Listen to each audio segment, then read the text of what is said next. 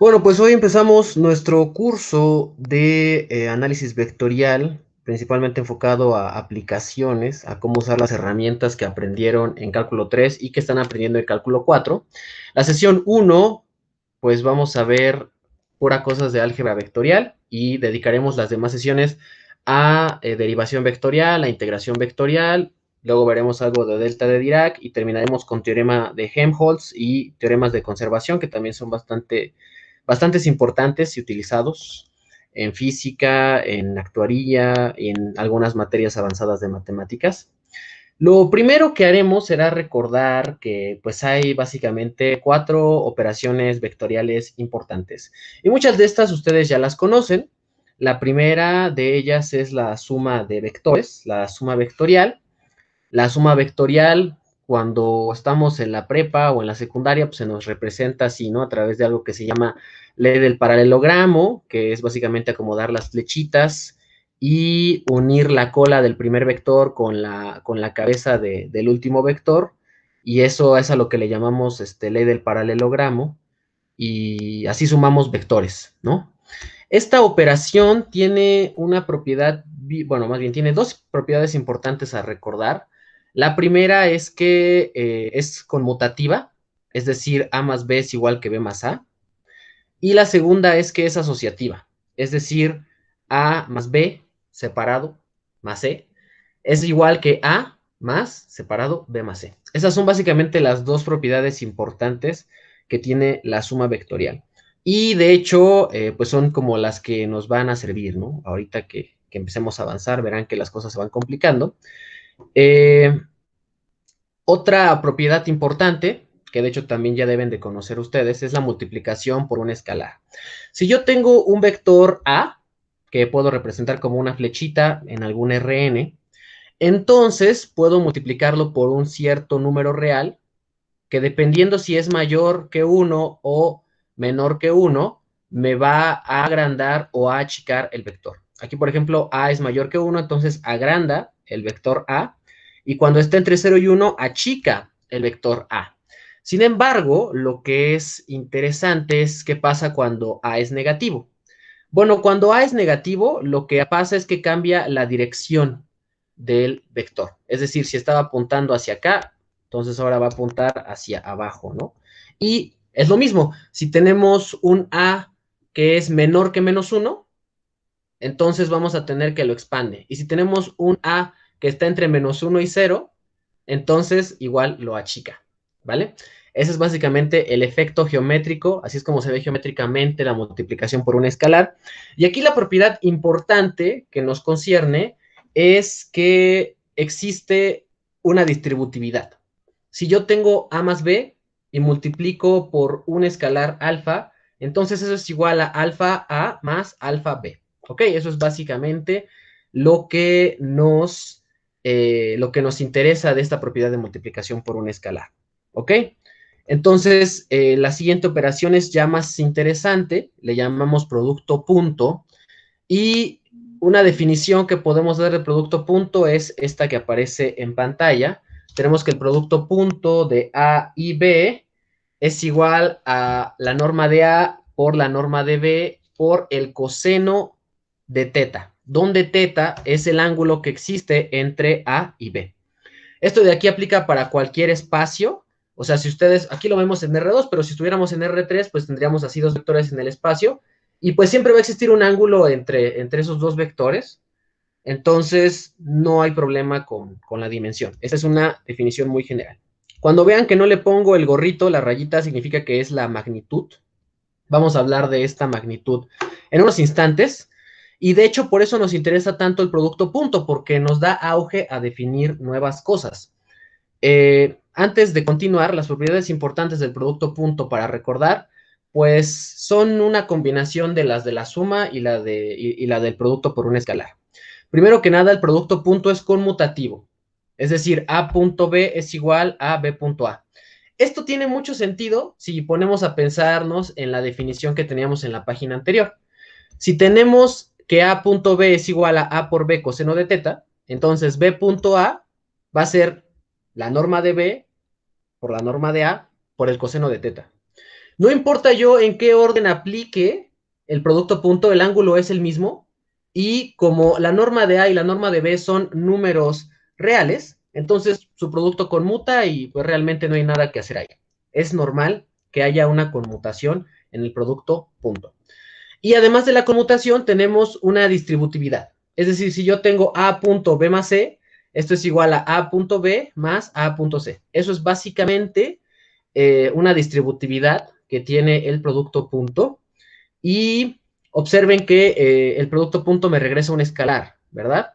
El producto punto de dos vectores me regresa un número real. Eso lo veremos con más detalle adelantito.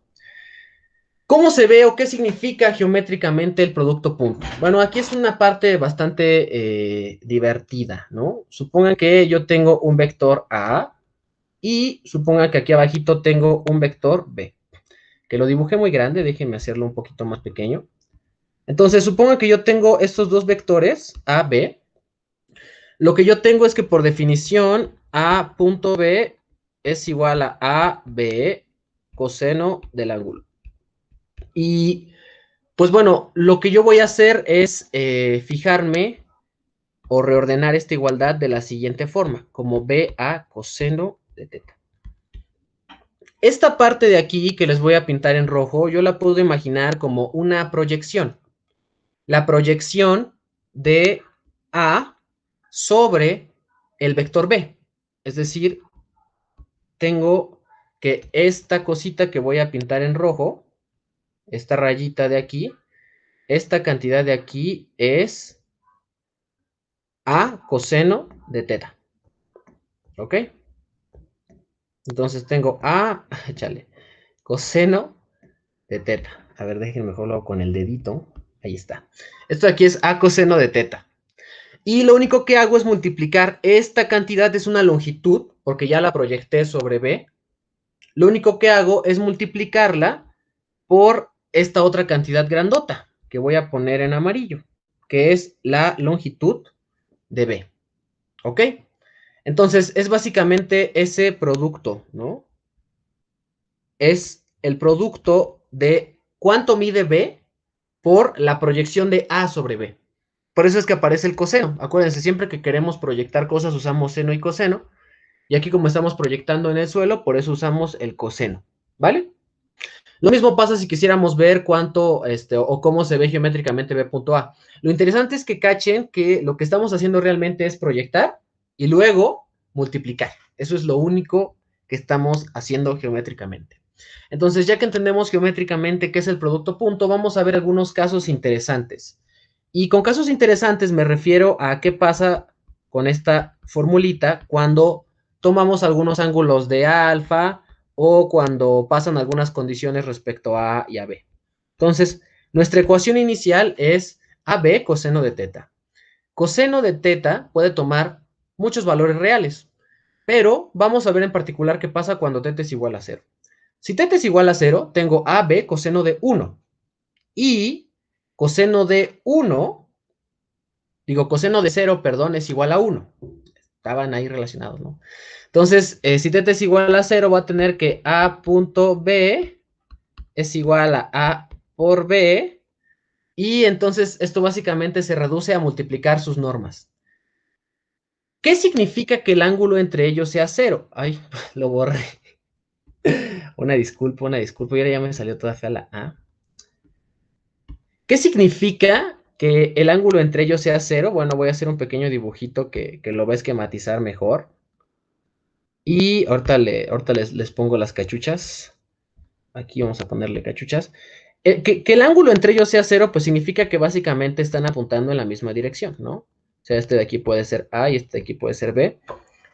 Cuando están apuntando en la misma dirección, entonces, el producto punto es básicamente multiplicar las dos longitudes de los dos vectores. Ese es un primer caso interesante. Nos gusta que teta valga 0 porque es mucho más fácil calcular el producto punto entre los dos vectores. En particular, ¿qué pasa si A es igual a B? O sea, si sus longitudes son iguales. Bueno, pues vamos a ver. Primero vamos a hacer un dibujito, ¿no?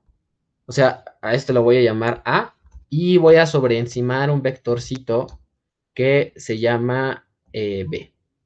Ok, entonces Si se dan cuenta, son el mismo vector, básicamente. Aquí lo pueden poner así, ¿no? Como con cachuchas. Y lo interesante es justo que entonces A punto, ay, perdón, voy a ponerle A punto A, porque A es igual a B, ¿va? Esto de aquí se va a representar como A cuadrada sin la cachucha, es un número real. Y esto de aquí, pues es justo igual al producto de A por A, ¿no? Coseno de 0, pues vale 1, entonces eso es básicamente A punto A, ¿vale? Es una especie de caso límite. Vamos a ver finalmente el caso cuando teta es igual a pi medios. Si teta es igual a pi medios, geométricamente, ¿cómo se ve el asunto? Bueno, si teta es igual a pi medios, entonces de este lado tengo A y de este lado tengo B. Pi medios, y es importante que empiecen a trabajar con este tipo de radianes. A mí antes me gustaban mucho los grados, pero la verdad es que la mayoría de libros en actuaría o en física usan radianes. Y cuando les digan pi medios deben de pensar, entonces son perpendiculares. Es algo que ya deben de tener así clarísimo. Les recomiendo comenzar a trabajar en radianes. Y bueno, entonces, ¿qué pasa cuando son perpendiculares? Bueno, pues tenemos que hacer las cuentas, ¿verdad? A punto B es igual a AB y luego tenemos el coseno de pi medios. Pero, para quienes recuerden, el coseno de pi medios es igual a 0. Entonces, puedo decir que todo esto es igual a 0. Es decir, cuando los vectores son perpendiculares, tengo que su producto punto vale 0, sin importar las magnitudes. Si el ángulo entre ellos dos es pi medios, si son perpendiculares, entonces automáticamente su producto punto vale 0. Y eso nos va a servir muchísimo. Entonces, esas son básicamente las propiedades interesantes que hay que ver respecto al producto punto. Y vamos a pasar con la cuarta operación vectorial importante, que creo que es a veces la que más les cuesta y este semestre en particular les va a servir mucho, que se llama producto cruz. Entonces, vamos a llamar producto cruz a una operación que toma dos vectores y me regresa otro vector de regreso. Una expresión que podemos tomar como definición es la que aparece en pantalla. Tenemos que A cruz B es igual a AB seno de teta y le agrego este vector n, que es un vector normal. ¿A qué me refiero con que el vector sea normal? Bueno, lo voy a anotar aquí arribita. Un vector es normal cuando su norma es igual a 1, ¿verdad? Entonces ese es básicamente el significado de que sea normal. Es un vector cuya norma es igual a 1. Pero, ¿qué significa o qué es?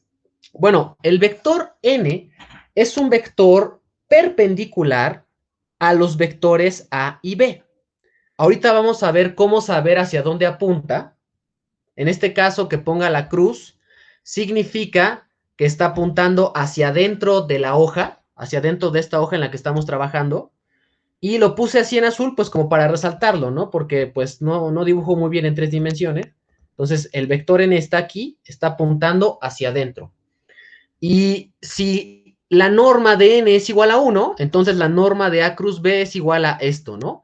A b seno de teta. Si se dan cuenta, es parecido al producto punto, nada más que en vez del coseno, aparece el seno. Entonces, ahorita vamos a meternos al significado geométrico un poquito, pero bueno, esto es básicamente pues sino como la esencia del producto cruz. Es una operación que toma dos vectores y me regresa otro vector, y ese vector cumple ser perpendicular a los dos vectores iniciales. Entonces, aquí ustedes me pueden decir, oye, Mori, pero ¿cómo sabes que ese vector n está apuntando hacia adentro? Porque así como podría apuntar hacia adentro de la hoja, también podría apuntar hacia afuera de la hoja. Y aquí le voy a enseñar a los físicos algo que yo el semestre pasado tomé Electro 2, y muchos de mis compañeros no se sabían la regla de la mano derecha, ¿no? Que es muy, muy, muy, muy, muy importante. Yo la regla de la mano derecha la aprendí en Geometría Analítica 2, y a mí me la enseñaron, pues sin usar esto, ¿no? Porque yo veo que muchos usan esto y que dicen, apunta el índice en el eje no sé qué, y apunta el otro, el dedo grosero a no sé dónde, y entonces el dedo pulgar es el que te dice. Yo no me la aprendí así, pero la forma en la que yo me la aprendí creo que es un poco más efectiva, ¿no? Entonces, bueno, espero ahí me puedan ver bien. Si yo, por ejemplo, tengo estos dos vectores, se los voy a dibujar en la pantalla. Tengo un vector A y un vector B. Voy a simbolizarlos usando una pluma y de estas madres que sirven para pintar. En el pizarrón, un marcador, perdón, se me fue el nombre. Imagínense que yo tengo dos vectores, así, ¿no? Están acomodados en el espacio. Son como los vectores A y B, ¿no? Este es el vector A y este es el vector B. Van a tomar su mano derecha, o sea, supongan, me piden tomar el producto cruz entre esos dos vectores. Ok, me piden hacia dónde va a apuntar A cruz B, ¿no? Y también ahorita vamos a ver hacia dónde apunta B cruz A, pero primero vamos a hacer A cruz B. Entonces, la forma en la que yo me la aprendí es tomo mi mano derecha y voy a poner mi mano como en dirección del primer vector. O sea, la pongo así, fíjense, aquí tengo mi mano en dirección de A. Después voy a voltear mi mano hacia donde está B. En este caso, B queda hacia acá, ¿verdad? Entonces voy a voltearla así.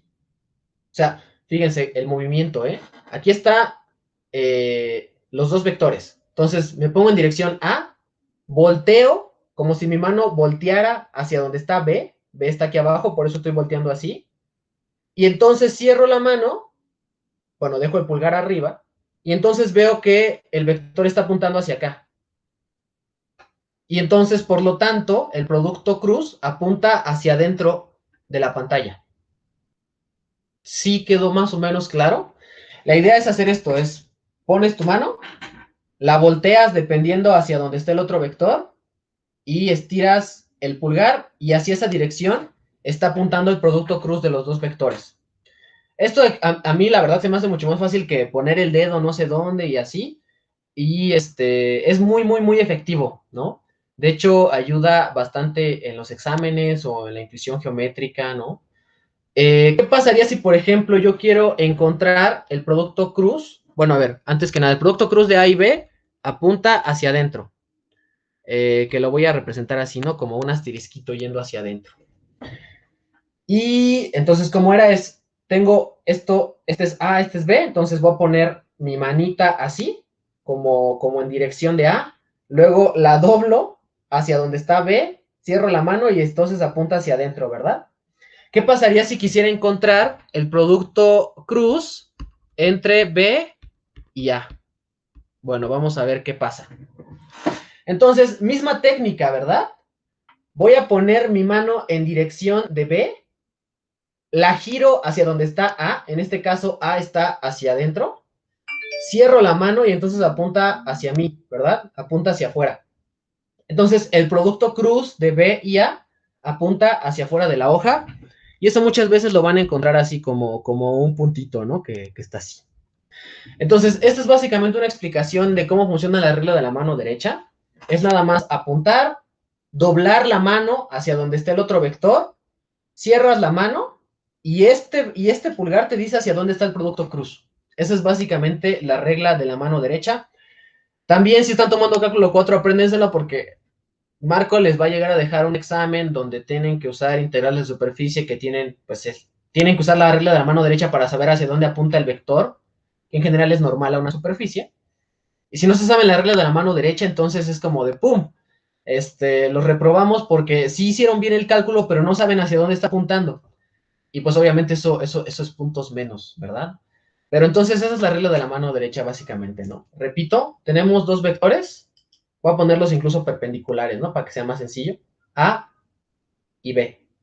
Entonces la regla de la mano derecha es, si quiero saber A cruz B, pongo la dirección en A, ¿no? Oye, déjenme, lo hago así. Luego volteo hacia donde está B, que es así. Cierro los dedos, apunta hacia adentro. A, cruz, B. Ok, y apunta hacia arriba. Y si quiero hacerlo al revés, B cruz A, entonces hago lo mismo. B, cruz, A. Ay, perdón, ¿cómo era? B, cruz. Esperen, es que siento que me va a torcer la mano si lo hago así, ¿no? Es pues sí, así. Es B. Ay, perdón. Apunta hacia adentro. Chale, es que ya me duele la mano, chicos, pero así funciona, o sea, es meter la mano, doblar y hacia adentro, ¿no? Y en este caso es poner la mano, doblar y hacia adentro. O sea, no tiene mucha ciencia la regla de la mano derecha, pero en serio, ayuda muchísimo y les recomiendo que se la aprendan así, ¿vale? Chale, sí como que me torcí un poquito la mano. Propiedades importantes del producto cruz. Bueno, pues la propiedad más importante que hay es la distributividad. O sea, A cruz B más C es A cruz B más A cruz C. Y existe otra propiedad a la que se le llama antisimetría. ¿Por qué antisimetría? Porque aparece un signo menos para que se cumpla la igualdad. O sea, B cruz A es menos A cruz B. Y esto de hecho se parece bastante a lo que estábamos diciendo, ¿no? Vimos que el producto cruz de esos dos vectores, uno apunta hacia adentro y otro apunta hacia afuera. Para que sean iguales, solo le tengo que poner un menos y eso ya me va a dar que apunten en la misma dirección. Entonces, fíjense, ya dimos una demostración geométrica intuitiva de la segunda igualdad, ¿verdad? De que B cruz A es igual a menos A cruz B. Entonces, esas son las dos propiedades importantes a recordar. Geométricamente, pues bueno, ya sabemos qué rollo, ¿verdad? Yo tengo un vector A, tengo otro vector B, y ya sé, me va a aparecer una cosa perpendicular aquí, pero lo interesante es cuánto mide esa cosa perpendicular. Acuérdense, y se los voy a poner aquí en rojito de nuevo, la norma de A cruz B es igual a AB seno de T, porque la norma de ese ángulo normal es igual a 1. Esta cantidad de aquí, si recuerdan un poquito sus clases de geometría analítica, es el área del paralelogramo. O sea, si yo agarro y completo mi paralelogramo, el área es igual a esta cantidad. Entonces, geométricamente, lo que también significa esta cosa de aquí, la norma del producto punto, es el área de el paralelogramo generado por A y B. ¿Ok? De nuevo, no importa la dimensión, yo puedo estar en 3 dimensiones y pues estos dos vectores siguen encerrando un paralelogramo, ¿verdad? Siguen encerrando un plano. Y dentro de ese plano hay un paralelogramo formado por los vectores. Y el producto cruz siempre va a ser el área de ese paralelogramo. ¿Ok? Es, de nuevo, algo intuitivo y que sirve bastante recordarlo, ¿verdad? Eso significa geométricamente. Y de hecho, también hay casos importantes para analizar. Hay dos casos críticos principalmente. Fíjense, ¿qué pasa si el ángulo es igual a 0? Bueno, hago un dibujito, este es A, y voy a hacer sobre este mismo dibujito otro vector que va a ser B. Este de aquí es B.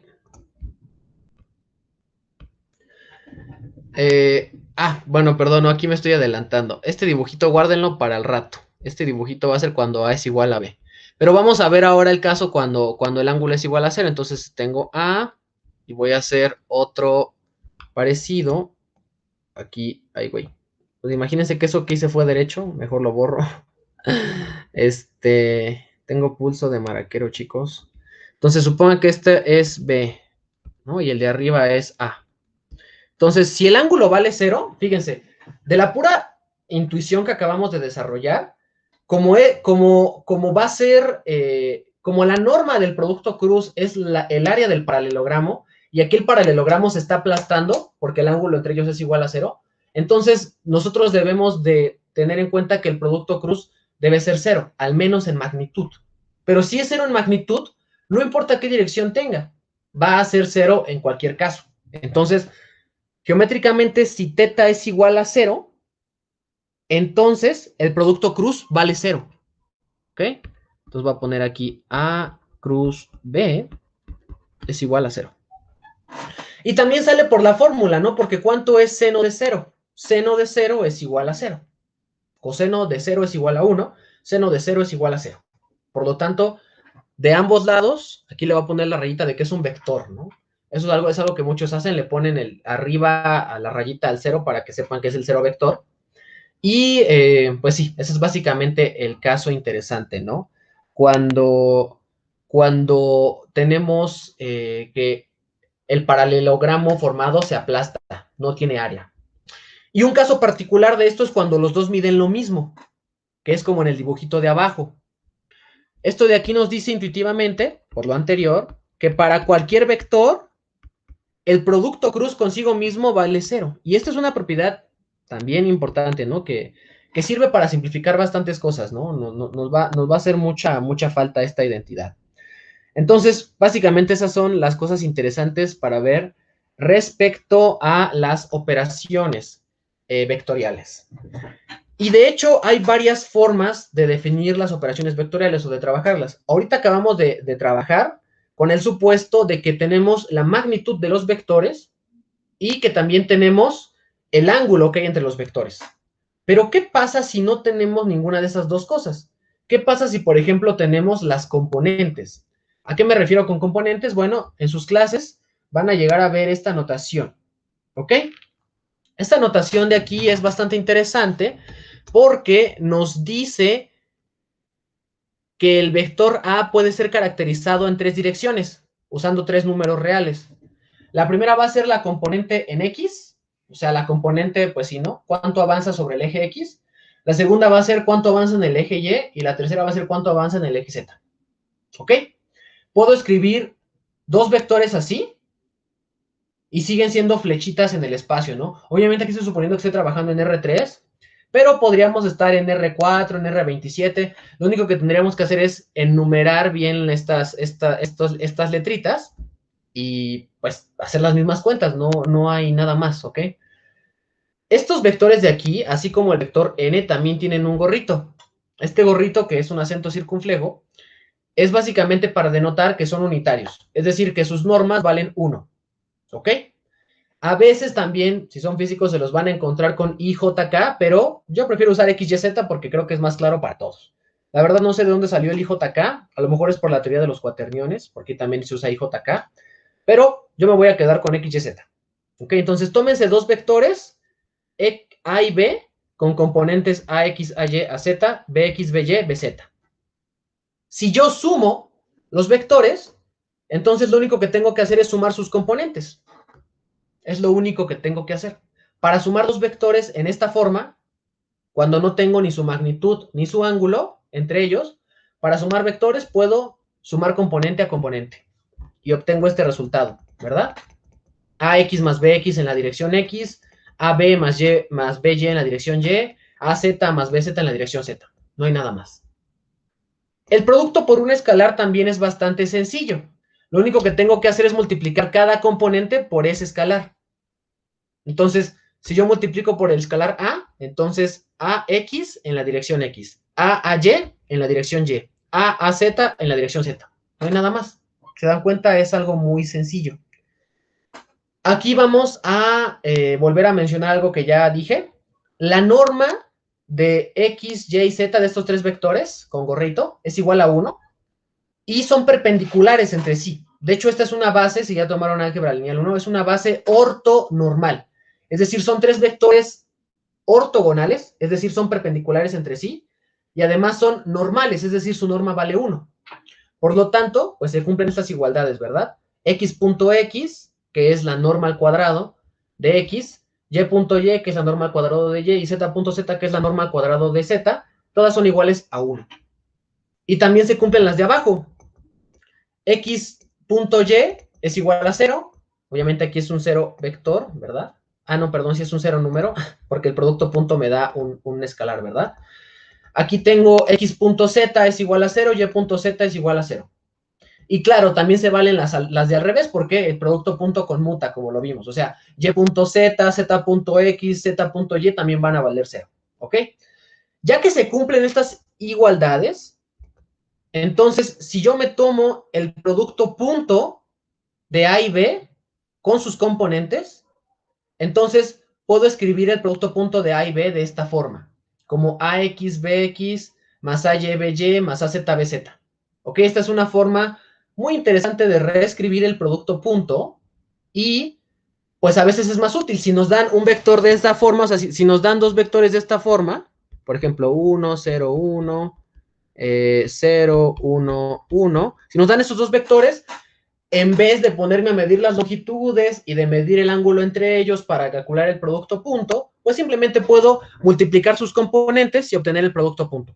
En este caso, el producto punto entre los dos vectores sería igual a 1, ¿verdad? O sea, pues sí sería igual a la unidad del producto punto de estos dos vectores que estoy a punto de borrar y que estoy borrando. Entonces, ¿qué pasa, por ejemplo, si yo me tomo que A es igual a B? Yo ya había dicho que a este producto le voy a llamar, pues sí, ¿no? A cuadrada. A cuadrada es igual a punto A. Y pues nada más sustituyo Bx igual a AX, By igual a AY, Bz igual a AZ y obtengo esto de aquí, ¿verdad? AX cuadrada más AY cuadrada más AZ cuadrada. Y eso, de hecho, pues también me permite sacarle raíz cuadrada y obtengo la norma de A. Así es como puedo obtener la norma de A dada sus componentes. Esto es algo que ustedes ya deben de saber, pero es un recordatorio que nos va a servir. Esto chunche de aquí es tan importante que incluso en materias avanzadas se sigue usando. Y esto no lo tenía planeado, es algo que, pues, que voy a apenas a hacerles ahorita, ¿no? Pero, por ejemplo, vean, aquí estoy trabajando con un operador hermitiano, de hecho, y observen que para sacar el cuadrado del operador hermitiano J, lo único que tengo que hacer es tomarme el cuadrado de sus componentes, que a su vez también son operadores.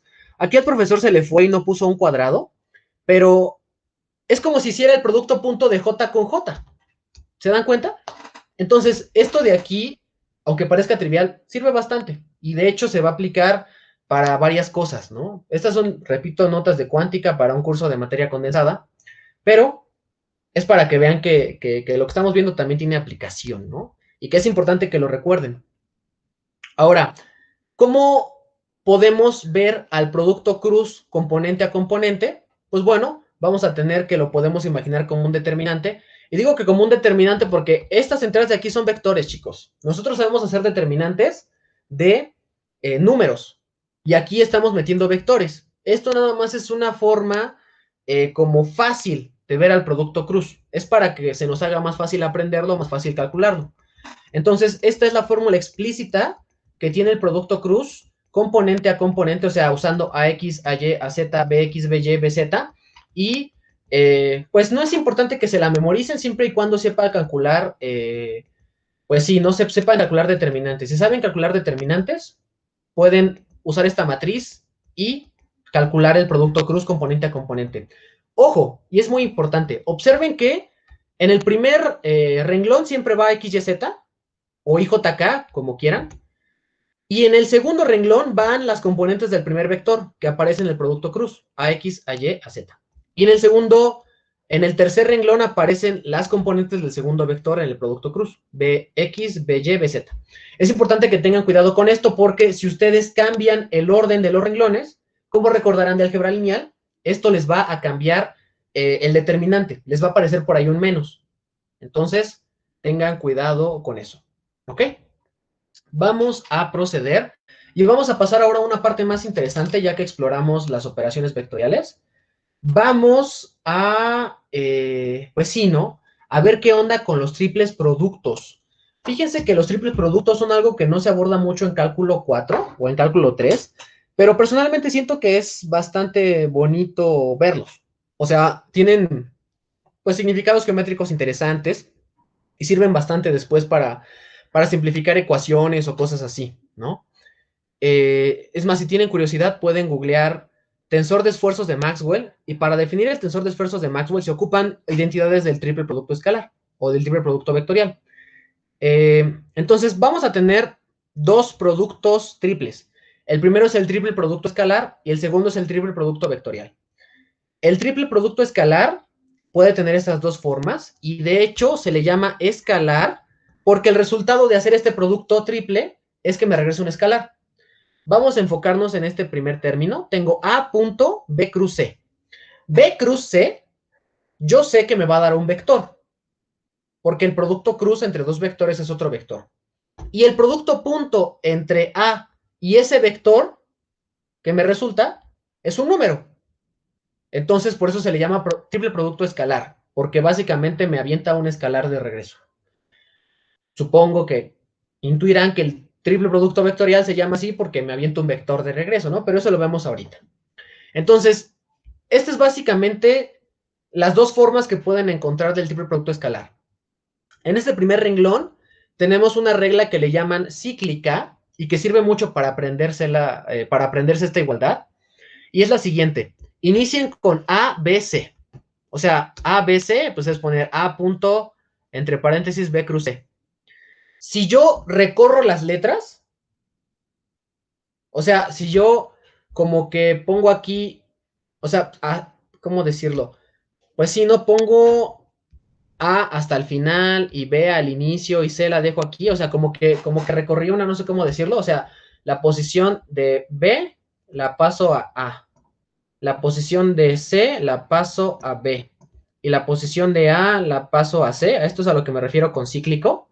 Si se dan cuenta, si hago este orden me aparece la segunda. Entonces, estos de aquí van a ser iguales, ¿ok? Ese es el orden cíclico. Y puedo hacer lo mismo, puedo moverse a donde está B, puedo mover a donde está C, y puedo mover B hacia donde está A, obtengo esta tercera expresión y su valor es igual, ¿vale? Entonces, este es el triple producto escalar, le podemos llamar cíclico. Y de hecho, si se dan cuenta, es muy bonito, porque si regreso, o sea, si pongo A en C y pongo B en donde está A y pongo C donde está B, obtengo básicamente lo mismo que tenía al inicio. Entonces, por eso es muy bonito, por eso le llaman cíclico. Y luego está la versión no cíclica del producto, del triple producto escalar, que es esta de aquí. Aquí ya no puedo mover como las letritas así como lo hice arriba. Aquí sí ya hay que memorizárselo un poco más, aunque creo que no es tan difícil, ¿eh? Bueno, debe de tener ahí un orden raro. Pero estas letras ya no llevan un orden cíclico, fíjense. Tengo de este lado A punto C cruz B.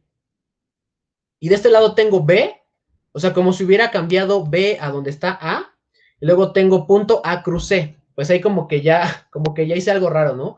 Como que no se mezcló tan bien. De hecho, a ver, vamos a intentar hacer una asignación, a ver si sale algo interesante. Voy a mover a B donde está A, y luego A toma el lugar de C, y C toma el lugar de B. Ah, miren, sí hay una regla cíclica, pero es una regla cíclica inversa. Ahora no voy así. Ahora voy, pues sino como así. Como que ahora quien es cíclico es irme hasta B y recorrerlo, ¿no? O sea, ya no recorro espacio, espacio. Para pasar de B a recorro dos espacios, ¿no? Espero esto se esté entendiendo un poco. Sí es algo diferente a lo de arriba, pero créanme, la idea en general es la misma, ¿no? Ahora si muevo aquí C a donde está B y muevo B a donde está A y muevo A a donde está C, entonces obtengo esta segunda, ¿verdad? Es esta segunda igualdad. Y si vuelvo a mover a donde está C y C a donde está B y B a donde está A, obtengo de nuevo esta regla. Pues bueno, esas son las dos reglas para el triple producto escalar. Como que son reglas diferentes, ¿no? Tienen una ciclicidad diferente, pero sirve para aprenderse cuándo es igual un producto escalar a otro producto escalar. ¿Ok? Luego podemos ver que hay una definición general de producto escalar si no queremos estarnos peleando con esta, pues como ciclicidad. La definición general es un determinante y es un determinante muy sencillo. Primero vamos a poner en el primer renglón las componentes del primer vector que aparece, que es A. En el segundo renglón vamos a poner las componentes del segundo vector que aparece, que es B. Y en el tercer renglón vamos a poner las componentes del tercer vector, que es C. Fácil, ¿no? Calculamos este determinante y obtenemos el triple producto escalar. Y si ustedes se ponen a jugar aquí con cambiar los renglones, se van a dar cuenta que si cambian dos renglones sucesivamente, aparecen dos signos menos que se cancelan y eso hace que obtengamos las reglas cíclicas que acabamos de ver. Pónganse a jugar con los renglones. Acuérdense, cuando cambio dos renglones de una matriz, aparece un menos el del determinante, ¿no? Si cambio dos renglones, menos con menos da más, y eso es lo que me va a permitir mover los renglones y obtener las reglas cíclicas que acabamos de ver, ¿no? Eso se queda como ejercicio al lector. Otra cosa importante del triple producto escalar, es que existe una especie de asociatividad, ¿ok? Asociatividad, y digo especie de asociatividad, es porque no es estrictamente una asociatividad. Aquí hay dos operaciones inmiscuidas. Para que fuera una asociatividad real, tendría que ser una sola operación, pero sirve bastante. Fíjense, tengo que A punto B cruz C es igual a A cruz B punto C. Es como si yo hubiera movido el paréntesis, este paréntesis que está aquí, lo hubiera movido acá, pero en el proceso en el que muevo el paréntesis, tengo que poner que este producto punto, lo voy a poner así rojito, ¿no? Este producto punto se convierte en producto cruz y este producto cruz se convierte en producto punto. Es algo medio extraño. Por eso les digo, es una especie de asociatividad, pero también sirve, ¿ok? Entonces, esa es una propiedad importante como a recordar o a recalcar. Ahora vamos a pasar al triple producto vectorial.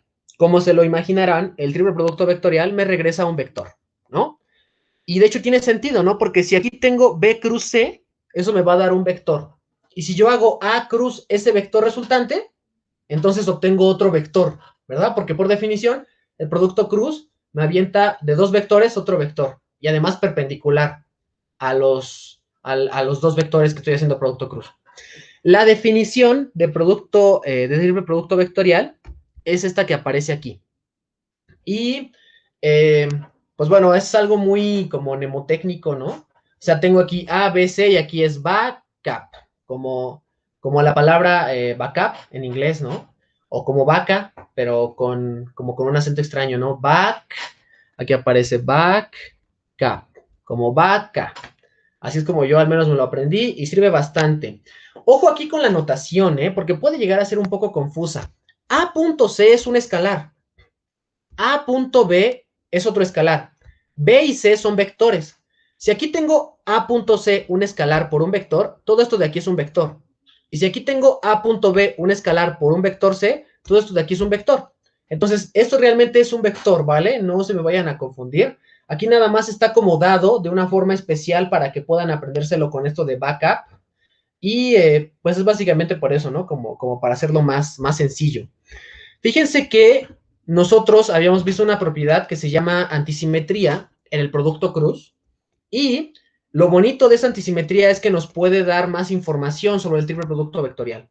Si yo tengo que A cruz B cruz C por antisimetría es igual a menos C cruz A cruz B, o sea, si se dan cuenta nada más le puse el menos y volteé el orden, acuérdense, esa es la antisimetría. Entonces puedo escribir todo este producto escalar usando la definición de esta forma, ¿verdad? Entonces, es básicamente una observación para que vean cómo pueden llegar a más identidades a través de usar las propiedades que vimos anteriormente, ¿vale? No hay mucho más que decir, ¿ok? Entonces, ese es básicamente el triple producto vectorial.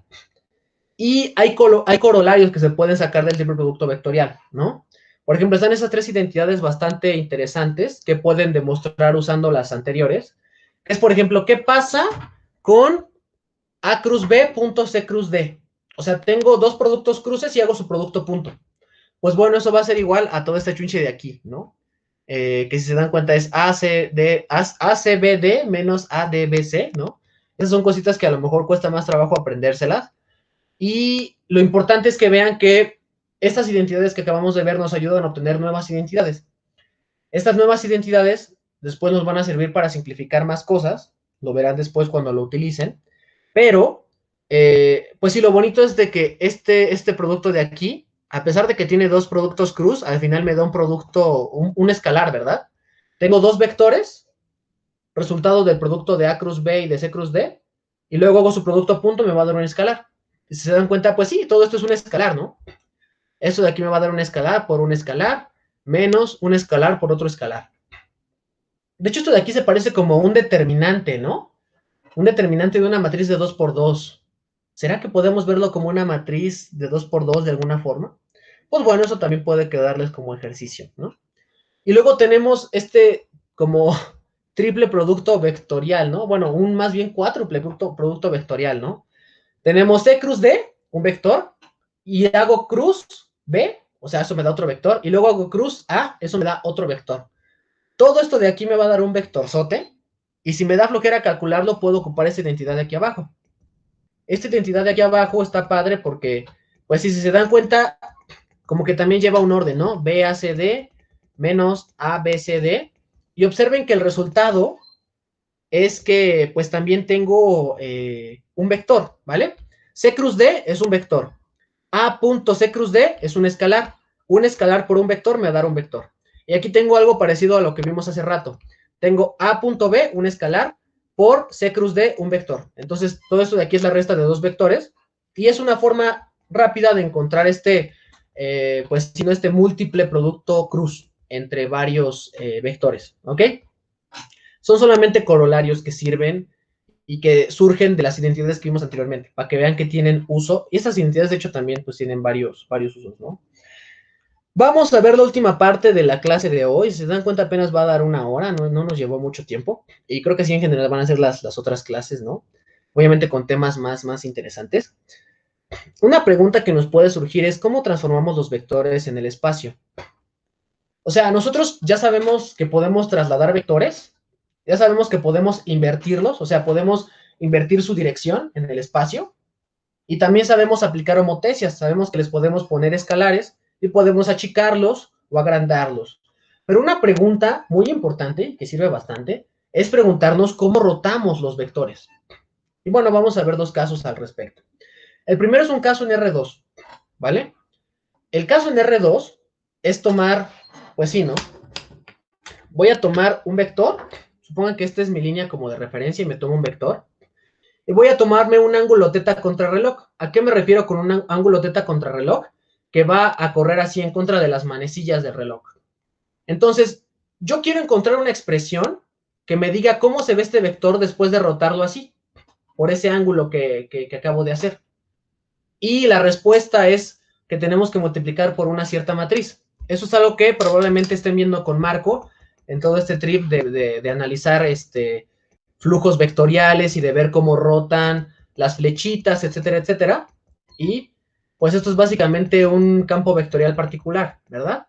Vamos a tomar esta matriz, que si llevaron un buen curso de álgebra, de álgebra lineal, de geometría analítica, deben saber que se llama matriz de rotación. Y cuando yo aplico esta matriz de rotación, que es una transformación en el espacio a este vector, entonces obtengo otro vector que voy a poner como AX gorrito, AY gorrito, y este vector nuevo es el vector rotado phi grados del ángulo que yo tenía. ¿Ok? Vamos a intentar darnos una idea, una intuición geométrica. Entonces, aquí tengo A, mi vector A, en el espacio en R2, y cuando yo le aplico la transformación, obtengo un A asterisco, ¿no? Este A asterisco va a tener las componentes con rayita, y eso es lo que estoy haciendo. Básicamente lo estoy rotando un cierto número de phi grados. Entonces, eso es básicamente lo que uso para rotar en R2. Es solamente multiplicar por una matriz. Una pregunta interesante es cómo lo podemos hacer en R3. Bueno, en R3 también va a existir pues si no, una especie de condición.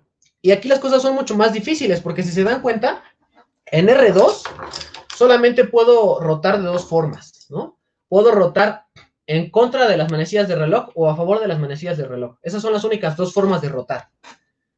Y si quiero rotar en contra, a favor de las manecillas de reloj, nada más pongo menos phi y ya. Lo meto a la fórmula, a la matriz y asunto arreglado.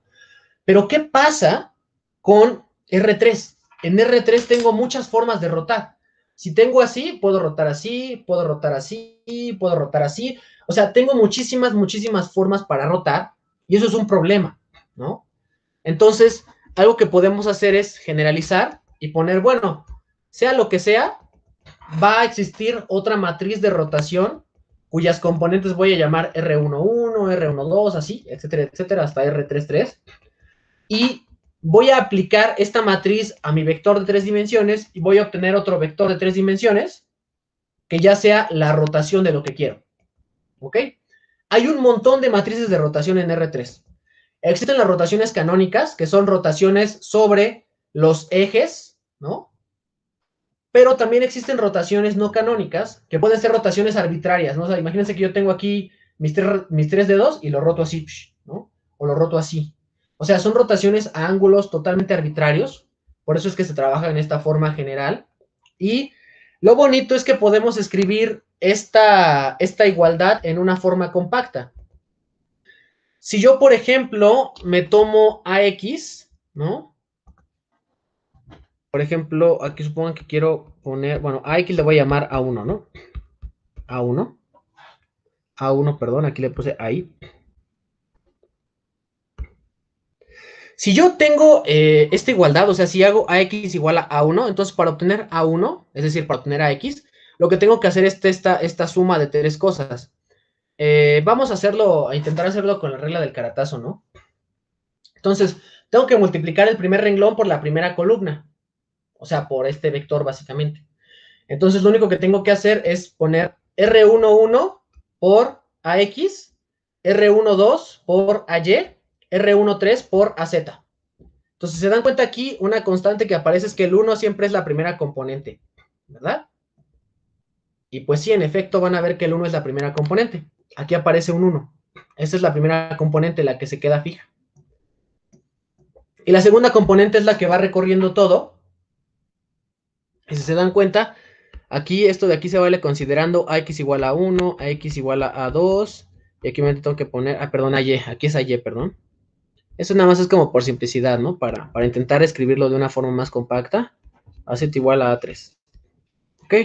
Entonces esta es una forma más compacta de escribir la igualdad matricial anterior. De hecho, esta es una forma que si están tomando o piensan tomar un curso de tensorial es la primera forma que van a ver para rotaciones, ¿no? Es muy interesante porque a partir de aquí pueden ustedes extender el concepto, ¿no? Ustedes pueden ahora preocuparse, por ejemplo, por rotaciones en R4. Y ahí hay un montón de rotaciones que nosotros ni siquiera podemos imaginarnos. Pero lo importante y lo bonito es que siempre vamos a poder escribir expresiones de esta forma para poder caracterizarlas. Solamente que aquí van a ir apareciendo más términos, ¿no? Aquí, por ejemplo, luego va a aparecer una T y aquí va a aparecer un I o un K, o sea, van a aparecer varias cosas, ¿no? Y esos componentes, pues es lo que nos da auge a estudiar este cálculo tensorial, ¿no? Pues sí, es básicamente un indicio, algo que le dijo a los matemáticos, existe el cálculo tensorial. Y lo descubrieron estudiando rotaciones en el espacio. Entonces, eso fue básicamente toda la sesión de hoy. Si se dan cuenta, vimos pura cosas de álgebra vectorial. La próxima sesión ya vamos a empezar a ver más cosas. Vamos a recordar qué es, por ejemplo, el gradiente, cómo se deduce, su significado geométrico. Vamos a enunciar por ahí un teorema, ¿no? Respecto al gradiente y a la magnitud del gradiente. Vamos también a ver un ejemplo para que empecemos a hacer cuentitas, a arrastrar el lápiz. Y también vamos a recordar algo que según yo con Marco no se ve tanto, que es el operador delta. Bueno, el operador del es este, ¿no? Es un triangulillo ahí chistoso que suele aparecer. Y vamos a ver cómo con ese operador podemos, por ejemplo, definir otras operaciones, ¿no? Eso es todo por hoy. Y pues bueno, esa es nuestra primera clase, ¿no? Dejo de grabar. Esperen, hay preguntas. Ok, no hay preguntas. Vale, pues, jóvenes ilustres, eso